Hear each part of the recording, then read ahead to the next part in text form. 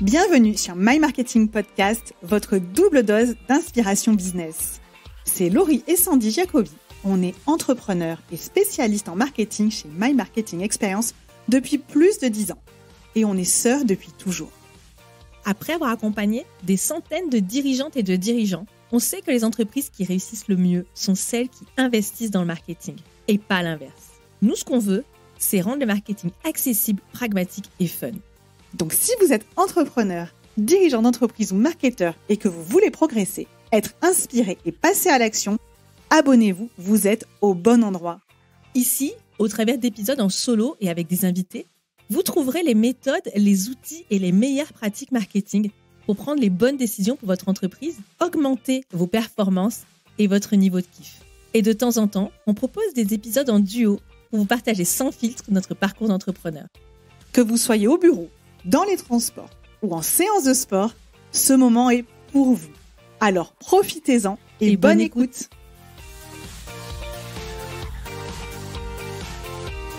Je crois que c'est plus un secret pour personne. Je suis une grande fan des neurosciences et de la manière dont notre cerveau fonctionne. Alors quand j'ai découvert Romain Bouvet sur LinkedIn, mon cœur a littéralement fait boum. Je l'assume complètement. Je suis archi fan de Romain, qui est spécialiste en neuromarketing. Le mariage de deux sujets qui me passionnent. Romain, je sais que je passe pour la groupie de service, mais je suis ravie de te recevoir aujourd'hui sur My Marketing Podcast. Écoute, merci beaucoup pour l'invitation. C'est un vrai plaisir d'être là avec toi et encore merci. Romain, aujourd'hui, tu vas venir nous parler d'un sujet qui va intéresser, à mon avis, bon nombre des personnes qui nous écoutent, qui est comment simplifier la vente et comment dégommer cette terrible sentence de « votre offre est trop chère ». Moi, ce que j'aimerais déjà, c'est que tu puisses te présenter rapidement et que tu puisses nous expliquer en 2 mots, mais avec les tiens cette fois, ce que tu fais et ce que c'est précisément le neuromarketing. Ok, alors moi je suis docteur en psychologie sociale et cognitive et ma spécialité c'est comment fonctionne le cerveau et j'ai notamment travaillé sur tout ce qui est mécanismes d'influence et de manipulation entre guillemets. Alors à la base moi je suis pas du tout du milieu de marketing, je travaillais plutôt dans le milieu judiciaire avec la police et le ministère de la Défense sur comment on influence notamment dans un interrogatoire ou dans le domaine par exemple de la détection de mensonges. J'ai pas mal travaillé avec surtout la police, surtout ce genre de protocole. Et un jour, on a eu un financement qui vient d'un grand groupe assez connu en France, un groupe du CAC 40, sur l'aspect influence, mais positive, c'est dans le sens comment influencer les gens à être écologiques. Et on s'y intéressé, et là, je me suis beaucoup intéressé au marketing. Et voilà comment j'ai débarqué dans ce milieu où j'ai été passionné par cette science, en fait, parce que c'est une véritable science. Et surtout que la psychologie sociale et cognitive et les neurosciences a vraiment à apporter dans ce domaine qui est le marketing. Mais vraiment, c'est ce qu'on va appeler le neuromarketing. Et donc, qu'est-ce que c'est le neuromarketing ? On va dire que c'est les connaissances issues des neurosciences appliquées tout simplement au marketing. Donc, c'est comment notre cerveau prend des décisions. Et ça va être un point important parce que ça va apporter des connaissances qui sont contradictoires avec les connaissances traditionnelles qu'on généralement qu'on enseigne dans les écoles de commerce. Ok, donc finalement, ça met un petit peu à mal toutes les croyances qu'on peut avoir et parfois même les enseignements qu'on a pu recevoir dans nos cursus en marketing ou peut-être même parfois simplement une intuition mais qui finalement n'est pas la bonne. Exactement. Donc toi, tu viens pour mettre un peu d'ordre dans tout ça par rapport à des faits qui sont établis, des études qui ont été menées et vraiment sur la manière dont notre cerveau fonctionne pour prendre des décisions. Et effectivement, ça peut être super intéressant de connaître ces mécanismes, ou en tout cas mieux les appréhender pour vendre tout simplement, pour concevoir nos offres et pour vendre. C'est ce qu'on va aborder aujourd'hui quand on a justement ce fameux problème des clients qui hésitent, qui trouvent l'offre trop chère. Et je pense que c'est quelque chose qui va parler à beaucoup de personnes qui nous écoutent, puisque en vente, c'est un problème auquel beaucoup de personnes sont confrontées. Si t'es OK, on peut aborder justement ce problème qui est rencontré sur je vends trop cher, OK, qu'est-ce que c'est qui coince ? Classiquement, on va se focuser sur quoi ? Les premières recherches justement qu'on m'a financées, c'était sur les objections, sur c'est trop cher et on veut trouver les bonnes réponses finalement à cette fameuse objection c'est trop cher. Mais avant de donner des réponses concrètes à ce type d'objection, qui n'est pas la bonne question en fait, c'est pourquoi en réalité les gens activent le c'est trop cher. Qu'est-ce qui se passe ? Et donc les premières recherches en neurosciences sont intéressées à tout simplement mais comment on évalue un produit ? Car le c'est trop cher vient tout simplement d'une évaluation. Donc, comment on évalue quelque chose qui est cher ou pas dans notre cerveau? Et donc, on a commencé à regarder comment on évaluait un produit. Et c'est là où ce qu'on va apprendre, on va mettre beaucoup de temps à l'accepter finalement, parce que dans le marketing classique, on dit que l'homme est rationnel. Donc, c'est la fameuse théorie économique de l'homo economicus qui fait qu'on prend des décisions de façon rationnelle, qu'on va comparer avec nos concurrents, qu'on va regarder les caractéristiques de votre offre et on va les comparer. Et on va, en fonction du prix, on va tout simplement faire une sorte de tableau comparatif et on prendra celle qui, pour nous, a le plus de valeur. Et en fait, on ne fonctionne pas du tout de cette façon-là.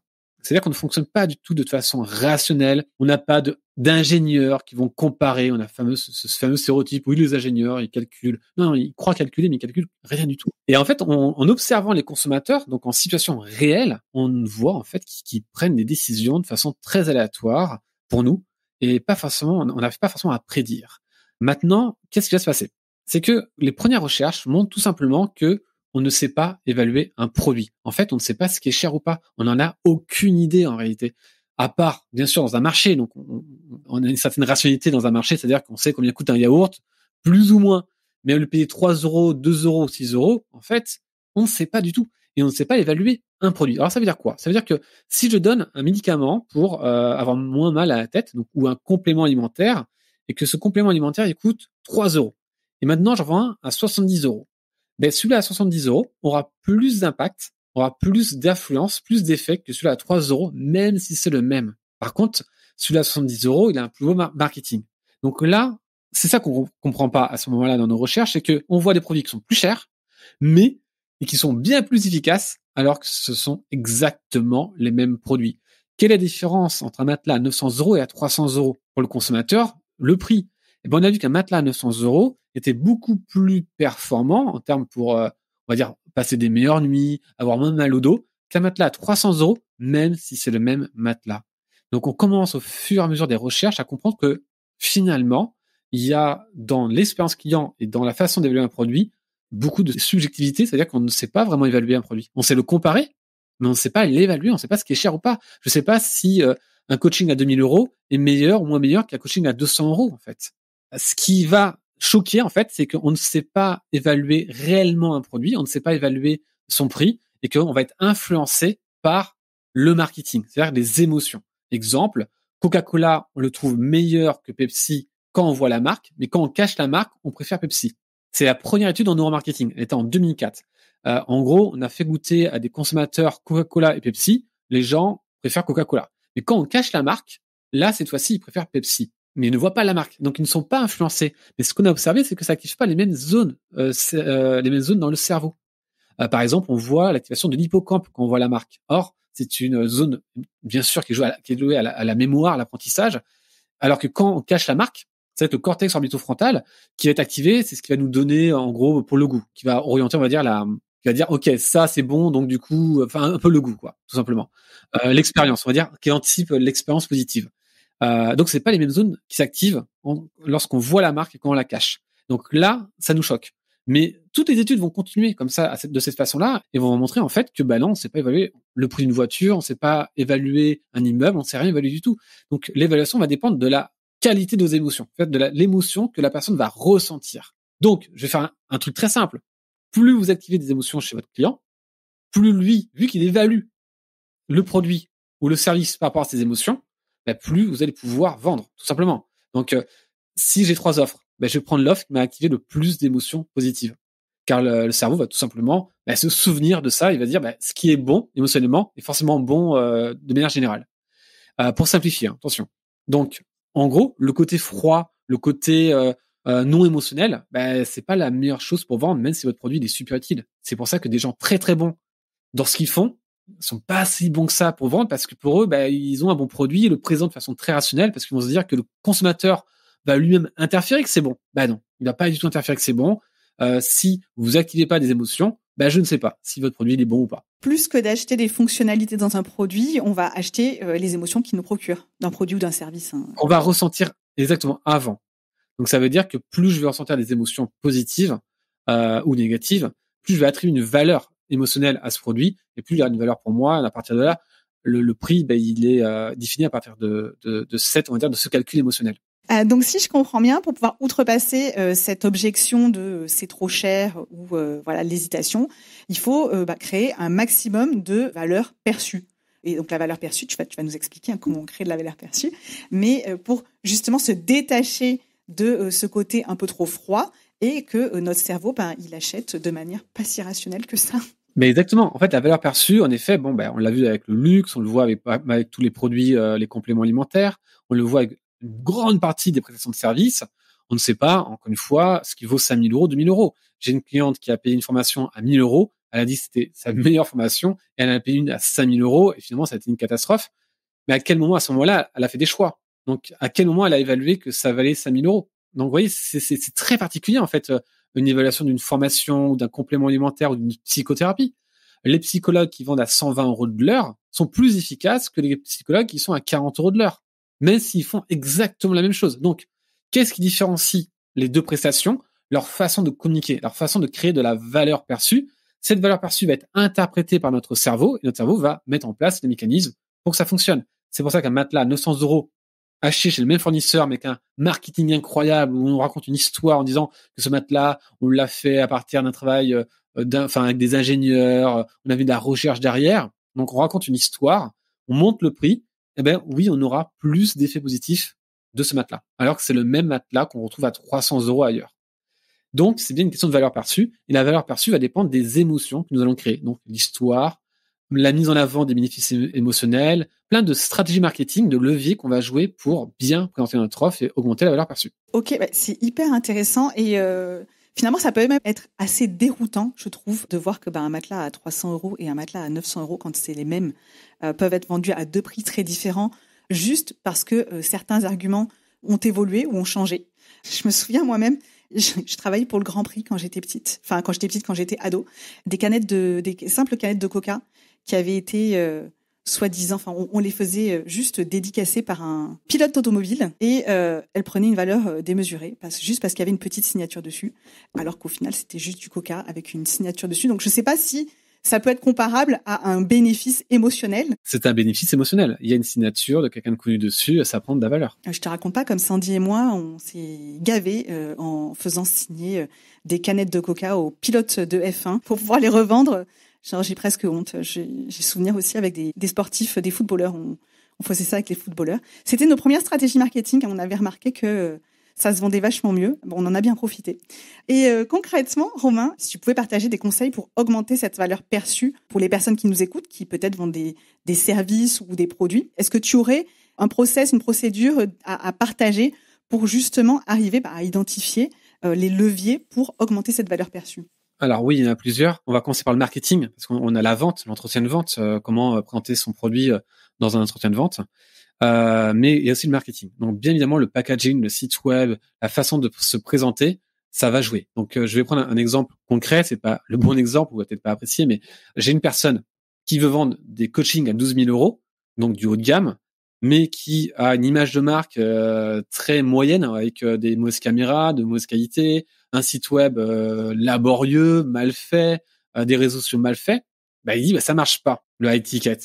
Je dis c'est normal parce que là le marketing, en fait, pardon pour le mot, mais il est dégueulasse.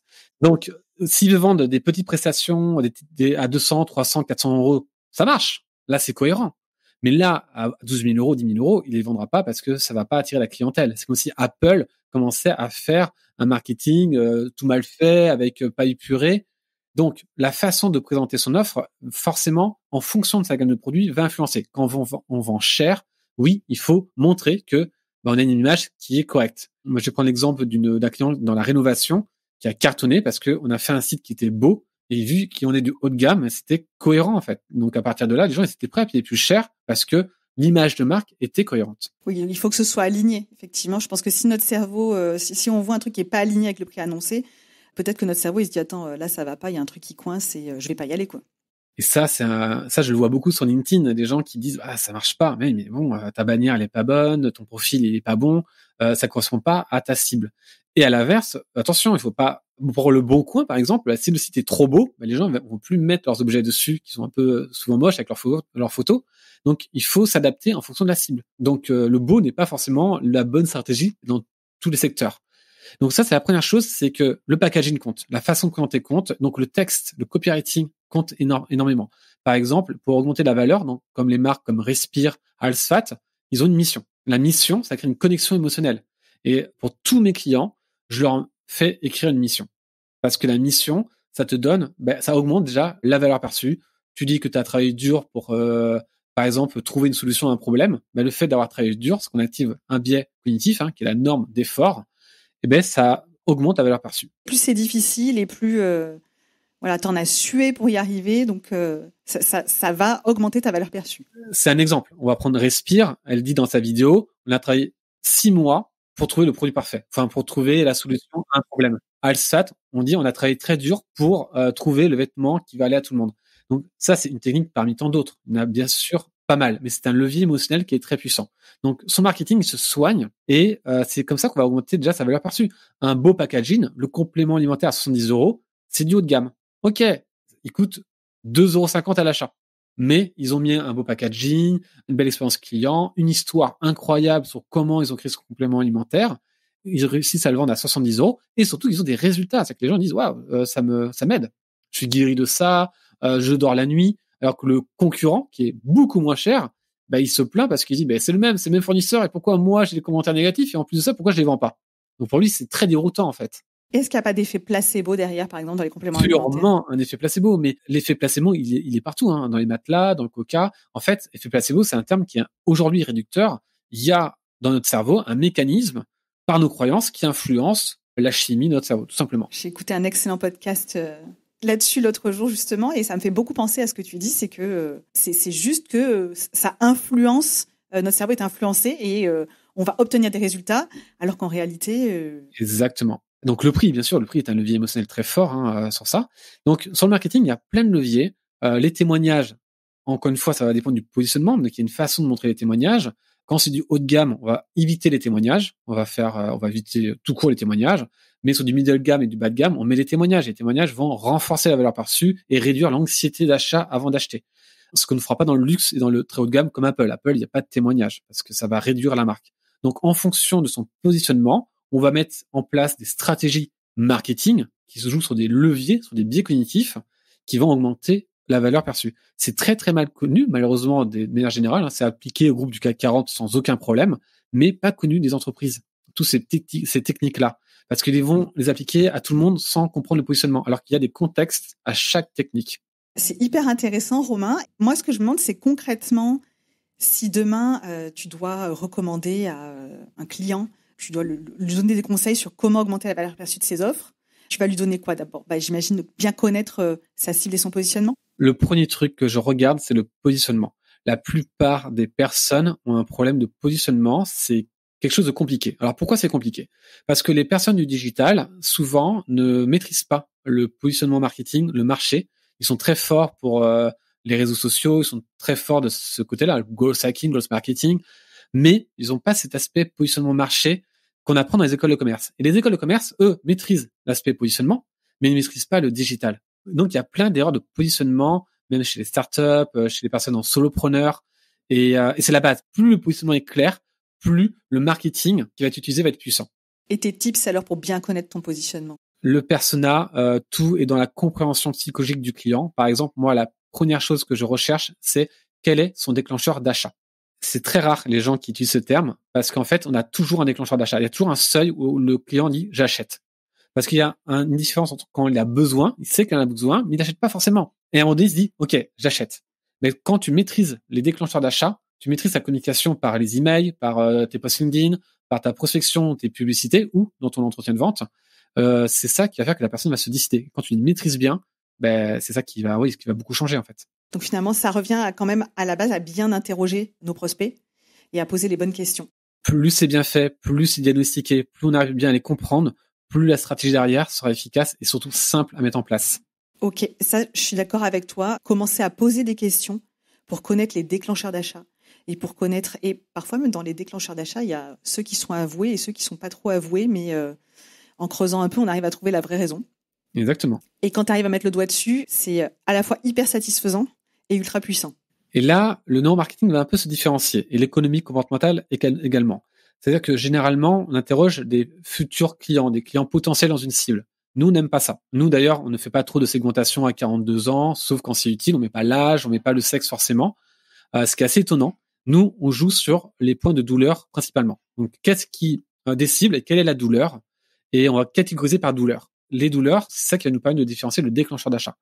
Et pour les trouver, généralement, on va soit utiliser des techniques qui va mesurer un peu, on va dire, l'inconscient avec soit l'eye tracking, soit l'imagerie cérébrale pour quand on peut se le payer, ou des tests, notamment qu'on appelle l'IAT. Enfin, il y a pas mal de tests qui permettent de tout simplement capter ces signaux-là qui sont inconscients.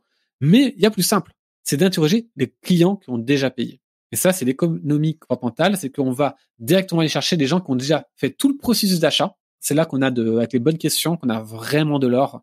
Parce que les gens qui comptent acheter, en fait, ils sont vraiment biaisés. C'est pas ceux qui vont vraiment acheter en plus. Les gens savent pas vraiment ce qu'ils ont besoin. Si moi, je te demande, par exemple, est-ce que tu aimes bien les rires préenregistrés dans les séries télé? Tu vas me dire, non, je les aime pas, mais je les garde. Mais si je les enlève, la série va moins bien marcher. Donc, du coup, tu me donnes un mauvais conseil si je t'interroge.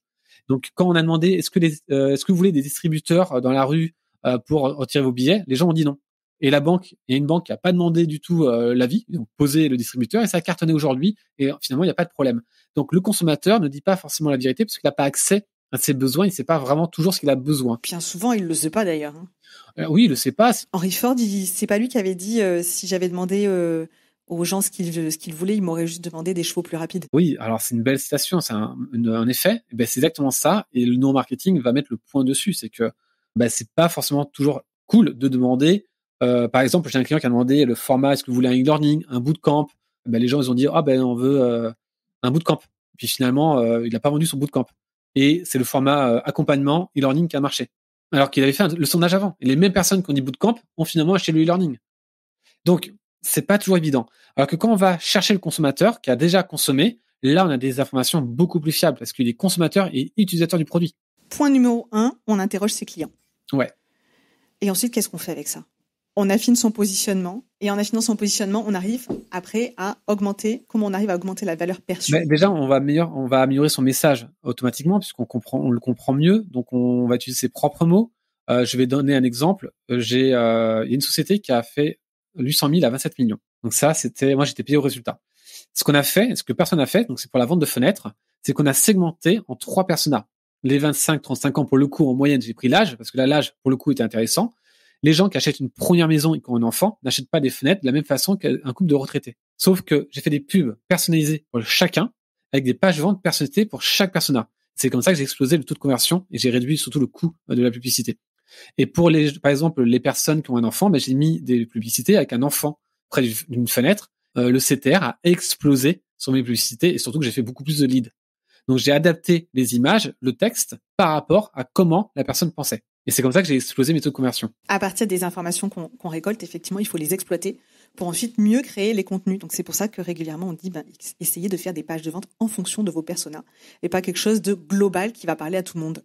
Parce que finalement, parler à tout le monde, c'est un petit peu parler à personne. On le voit bien, plus on personnalise, plus on est précis, plus on personnalise, plus il y aura un taux de conversion élevé. Donc ça, c'est vraiment la règle.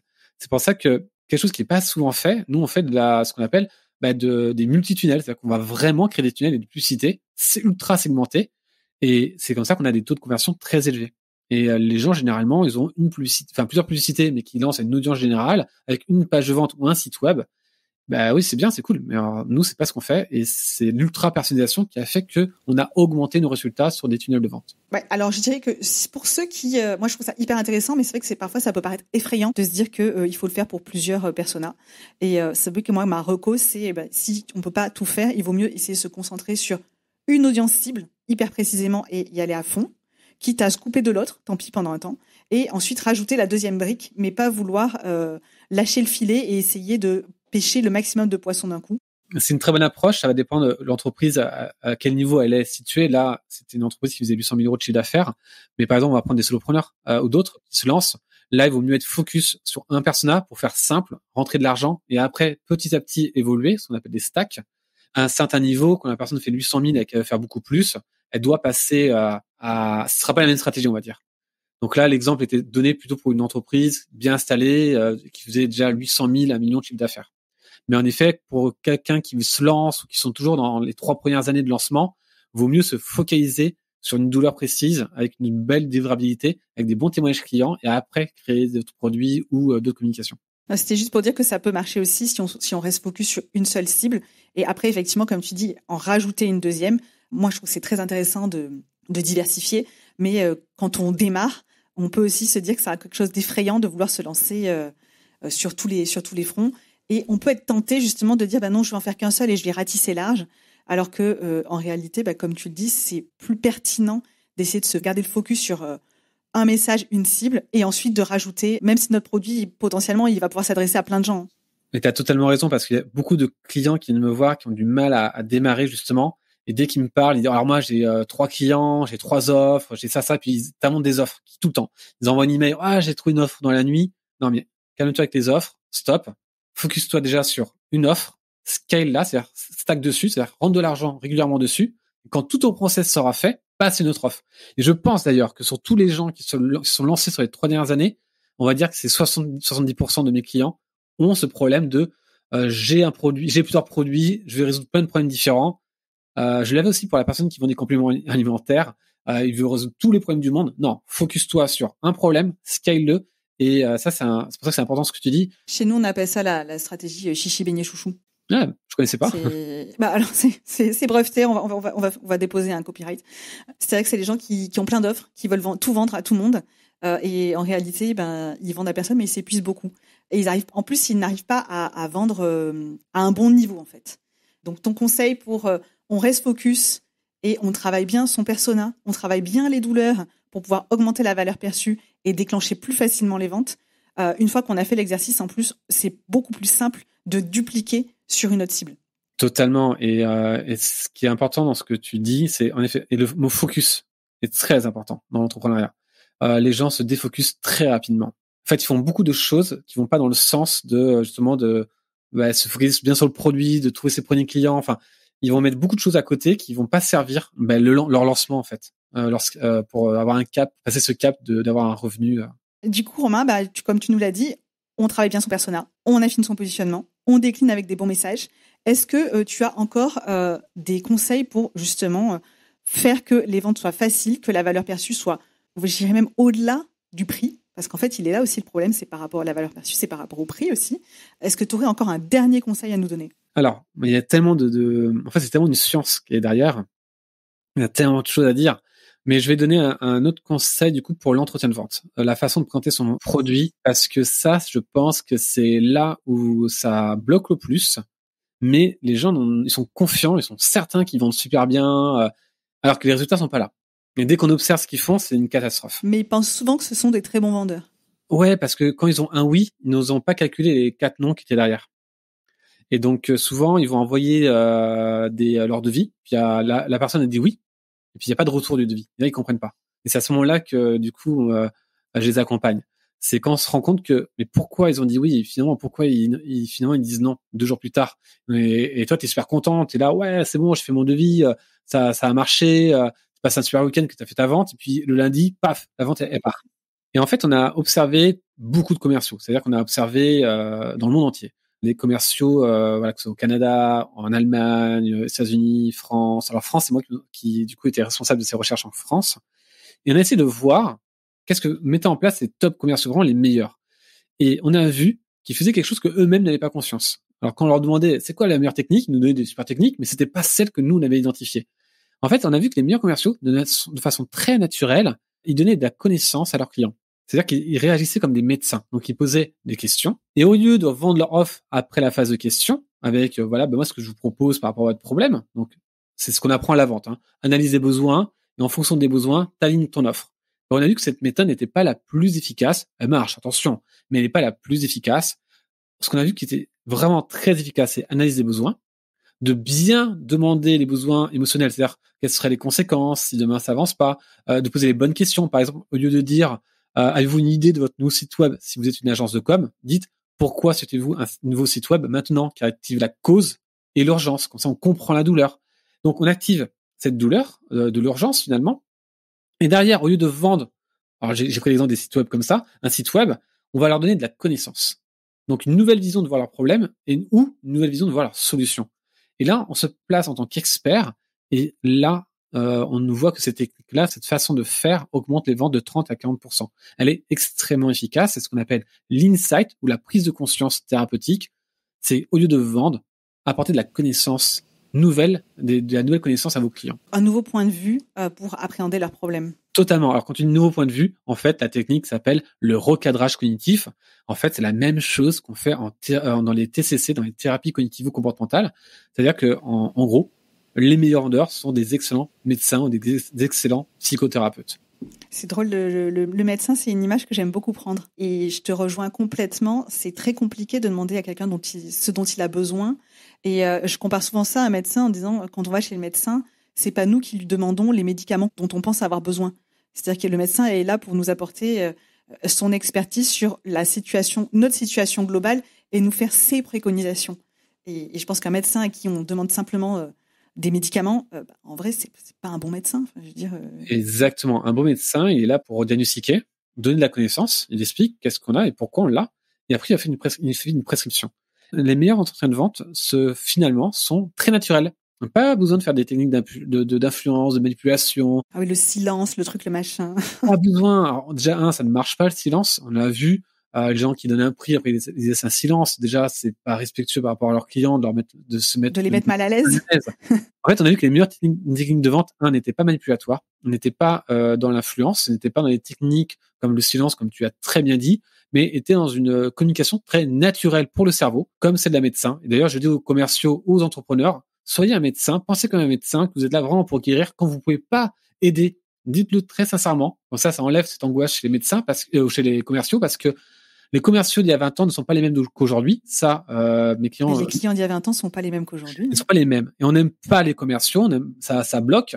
Et même les commerciaux n'aiment pas ils se reconnaissent pas dans le vendeur qui insiste, les commerciaux modernes, enfin ceux que je forme. Quand je leur dis que vous êtes des médecins et que ne vendez pas quand ils n'ont pas besoin, ça les rassure, ils sont là. Et en fait, vu que ça les allège de ce poids, moins de pression, j'augmente tous les résultats. J'ai 100% de résultats auprès de toutes les personnes que je forme ou qui font ma formation, parce qu'en fait, ils apprennent des techniques qui sont simples à mettre en place, qui sont naturelles et qui fonctionnent surtout.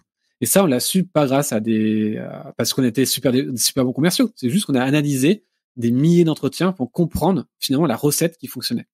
Mais finalement, c'est pas de l'influence, c'est simplement arriver à se positionner de manière à aider le client et à le faire sincèrement. Exactement. D'ailleurs, pour une petite anecdote, la semaine dernière, j'ai un ami qui a acheté une véranda. Et j'ai dit, c'est marrant parce que j'ai formé il y a pas longtemps, il y a 3-4 mois, des gens qui formaient des vérandas. J'ai dit, c'est quelle marque? C'est un tel. Ah, mais je le connais, c'est qui le commerciaux? Et là, il me sort le prénom. J'ai dit, mais c'est chez moi. Je fais, écoute, incroyable, le gars. Et lui, il avait eu 3 commerciaux qui sont venus chez lui pour faire le diagnostic. Les 2 premiers ont vendu le produit directement. Ils ont joué sur la confiance. Ils ont dit, ok, vous voulez ça? Ils ont sorti le catalogue avec toutes les vérandas. Et la personne que j'ai formée, elle a pas fait du tout ça. Qu'est-ce qu'elle a fait? Et eux, ils ont dit, on veut du gris et du noir. Il a dit, ah non, pas le gris et le noir. Regardez, je vous montre. Le gris et le noir, ça va faire vieux. Et pour votre maison, vu que c'est assez jeune, c'est pas le bon conseil. Or, les 2 premiers n'ont jamais dit ça. Ils ont dit, ok, du bleu, du gris et du noir. Et lui, il a refusé. Il a dit, non, surtout pas le gris et le noir. Et là, qu'est-ce qu'il fait? Il donne de la connaissance, il explique pourquoi. C'est lui qui a vendu, alors que c'était le plus cher, c'est le bon produit, alors qu'un plus cher, mais il a donné de la connaissance. Et surtout qu'il n'est pas allé dans le sens du client. Alors, parfois, il faut aller, attention. C'est juste qu'il a donné de la bonne connaissance. Il a expliqué pourquoi le gris et le noir, ça allait pas, que ça allait faire vieux, et que ça n'allait pas dans sa maison. Tu vois? Il a donné de la connaissance, il n'a pas vendu le produit. Il a aussi donné un conseil pour éviter aux clients de faire une erreur. Exactement. Et à partir de là, ils ont payé beaucoup plus cher, l'autre. Enfin, non. C'était 5 000 € de plus, à peu près. Et là, j'étais étonné. Et il m'a expliqué tout, naturel. Il me dit, il était super sympa, il nous a donné des super conseils, il nous a dit tout ce qu'il ne fallait pas faire, alors que les 2 autres n'ont pas fait ça. Ils ont plus hésité, en fait. C'est qu'ils n'ont pas hésité entre les 3. Ils ont reçu 3 devis. C'était le plus cher, ils ont pris lui parce qu'ils ont dit, non, mais en tout cas, lui, il a donné de trop beaux conseils, on a confiance. Ils ont payé plus cher. Alors, peut-être que c'est la même qualité. Donc, c'était le comportement du commercial qui a influencé la vente et pas le produit. Et là, c'était un super exemple et c'était très naturel la façon qu'il me l'a raconté. Et alors, je lui ai pas dit la stratégie à mon pote qui était derrière, qui l'a fait exprès. Mais ils ont été formés à donner de la connaissance de la façon la plus sincère. Et quand il pouvait pas, il peut pas. Et ben le commercial, il est libéré, il est content et ça marche bien. Quand finalement on pense que la vente c'est beaucoup de manipulation, en réalité, c'est en l'occurrence là, c'est tout sauf de la manipulation. C'est juste se positionner comme je te donne de la connaissance pour que tu puisses très bien faire ton choix et surtout ne pas faire d'erreur. Ça paraît logique que ça puisse fonctionner puisque ça met en confiance. Enfin, je sais que moi j'apprécie, je suis acheteuse aussi et j'apprécie quand on me donne un conseil sincère. Peut-être même dans un magasin, une robe qui va pas me flatter et qu'on me dit sincèrement, écoutez madame, cette robe, je vous la conseille pas. En revanche, je pense que celle-ci est bien plus appropriée. Je trouve ça détestable les gens qui vont te forcer en te disant ça vous va super bien alors que en vrai, t'as juste l'air de rien dans ta robe quoi. Alors ça, dans le prêt-à-porter, c'est important. Je connais bien, j'ai formé pas mal de monde dans ce domaine. Ça aussi, pareil, c'est pas la meilleure façon de faire. Faut être sincère en fait. On va dire non, la couleur vous va pas trop ou autre. Les gens, ils ont vraiment confiance dès qu'on leur dit exactement ce qu'on nous on pense. C'est-à-dire quand on demande un conseil, on a quand même envie que la personne en face de nous soit sincère et pas juste qu'elle attende qu'on passe à la caisse avec un maximum de choses. Et je pense que je serais même plus encline, d'ailleurs ça m'est déjà arrivé, d'acheter plus parce que la vendeuse ait de bons conseils et qu'elle n'essaye pas de me refourguer tout le magasin. Exactement. Ben tout ça, c'était mon travail de former aujourd'hui, parce que j'ai quitté la recherche aujourd'hui, et c'est mon travail de former, de donner cette nouvelle vague, mais surtout que les résultats ils sont là. C'est-à-dire que j'ai aucun client qui peut dire ça a diminué mes ventes. C'est impossible.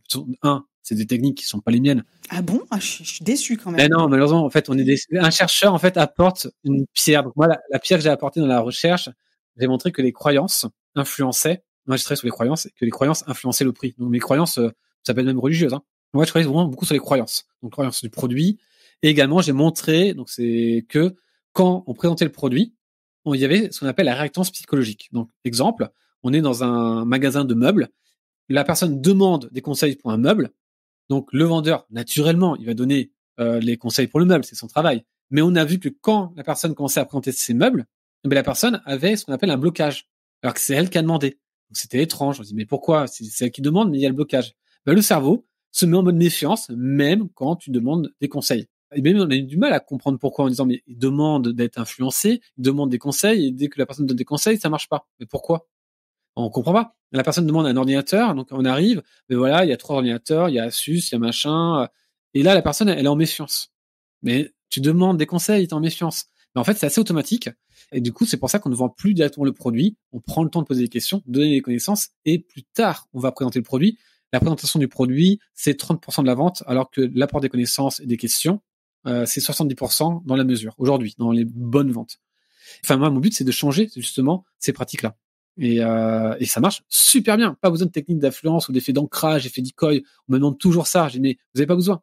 Hyper intéressant. Et en fait, je trouve aussi très rassurant parce que finalement, c'est à la portée de tout le monde. C'est à la portée de tout le monde d'apprendre à poser les bonnes questions. C'est à la portée de tous. C'est pour peu qu'on s'y intéresse quand même et qu'on veuille vraiment le faire. C'est des techniques qui sont assez accessibles. Et comme tu dis, se positionner en donneur de conseils et de connaissances, je veux dire plus que de conseils, en donneur de connaissances plutôt que de parler de son produit en donnant toutes les fonctionnalités qu'il peut avoir et qu'on va peut-être pas forcément comprendre d'ailleurs.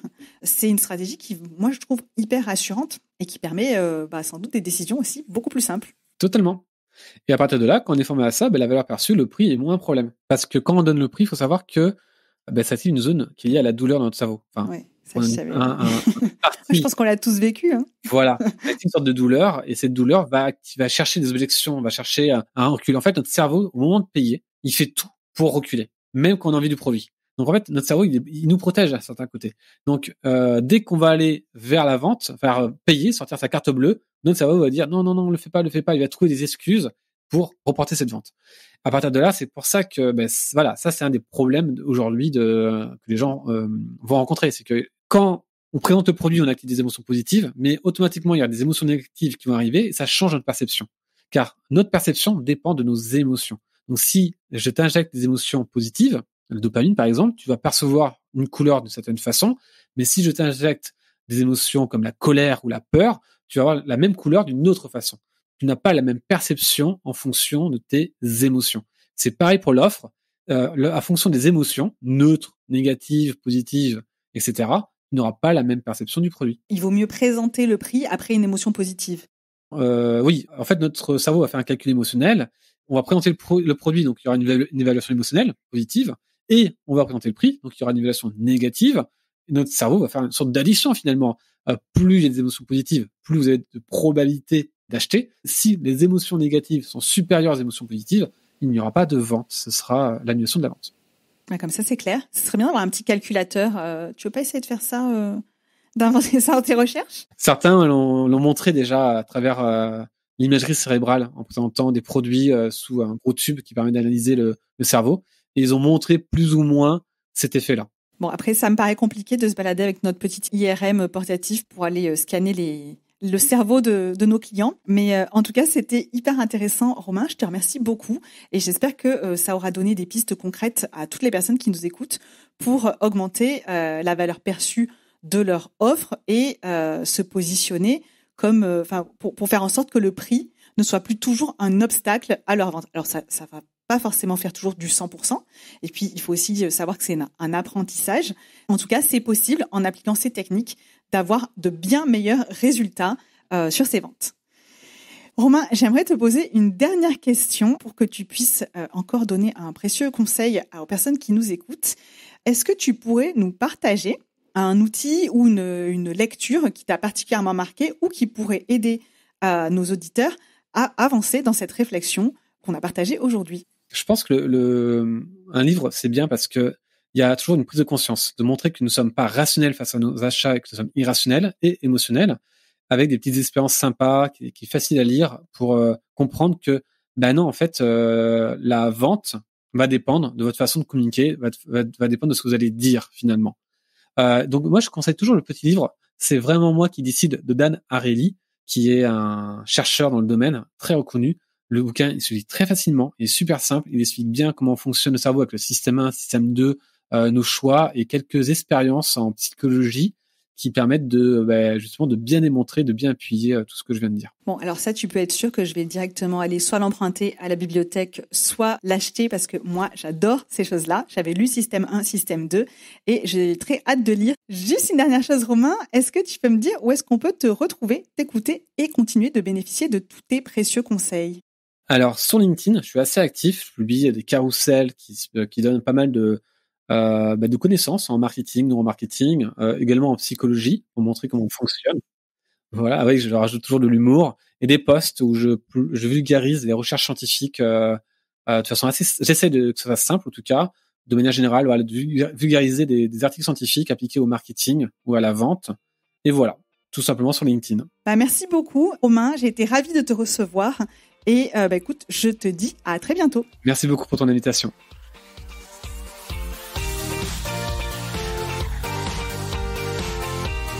Cet épisode est maintenant terminé. Merci de l'avoir écouté jusqu'au bout. S'il vous a plu, n'hésitez pas à le partager autour de vous ou sur vos réseaux en nous taguant. Et si ce n'est pas encore fait, vous pouvez également nous laisser un avis 5 étoiles sur Apple Podcast. À très bientôt.